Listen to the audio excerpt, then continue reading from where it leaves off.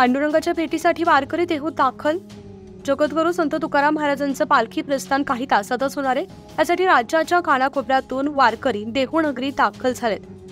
पांडुरंगाच्या भेटीसाठी हे वारकरी आतुर झालेत। यंदा काही जिल्ह्यात पावसानं कृपादृष्टी दाखवल्यानं बहुतांश वारकरी पेरण्या उरकून वारीत सहभागी झालेत। मात्र काही वारकऱ्यांच्या पेरण्या रखडूनही ते विठुरायाच्या चरणी माथा टेकवण्यासाठी वारीला आलेत। आता त्यांची चिंता पांडुरंग मिटवेल अशी भोळी भाबडी अपेक्षा या वारकऱ्यांची आहे। कधी आले? 2 दिवस झाला। पाणी पाऊस मोजकाच आहे, पाऊस जास्त नाही। अर्धावट पेरणी झाली। अर्धवट झाली।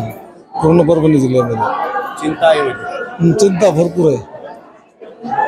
तरी तुम्ही पांडुरंग तर म्हणले आधी फोटो यावंच लागते ना, भेटी करता त्याची आल्याशी काय झालं यारी महिनाभर तर चिंता दूर तेच करणार आहे ना।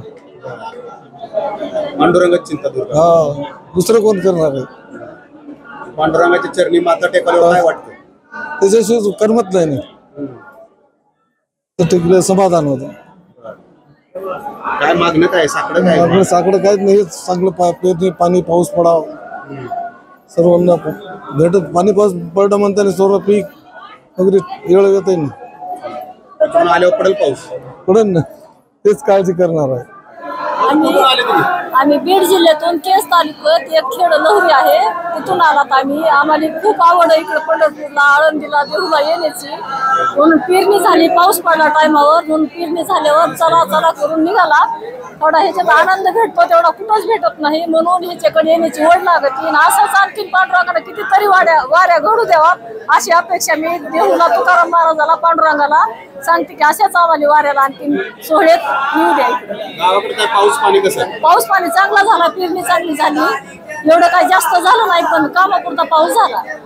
पेरणी झाले, काय पेरले? पेरणी झाली, सोयाबीन पेरली, मूग, उडीद, मका, जनावरांनी म्हशीला ते थोडंफार। पांडुरंगाच्या चरणी माथा टेकल्यावर काय वाटतं? तिथे तरी खूप आनंद होता, किती सांगा त्याची गणना करता येत नाही। पांडुरंगा पुढे लोक टेकल्यावर 3रं वर्ष आहे माझं वारी करण्याचं, आणि त्यानंतर खूप प्रसन्न वातावरण वाटलं। आणि खरंच सुख सोहळा असं इतकं पाहिलं नाही, असं स्वर्गात सुख सोहळा नाही असं इतकं छान वाटतं इथं आल्यानंतर कळतं। काय चिंता आहे का पावसा पाण्याची? तुकाराम महाराजाच्या चरणी एवढीच विनंती आहे की शेतकऱ्यांना सुखी समाधानी ठेवा आणि तुमच्या आशीर्वाद सदैव त्यांच्यावर असू द्या, की समाधान चांगलं ठेवा।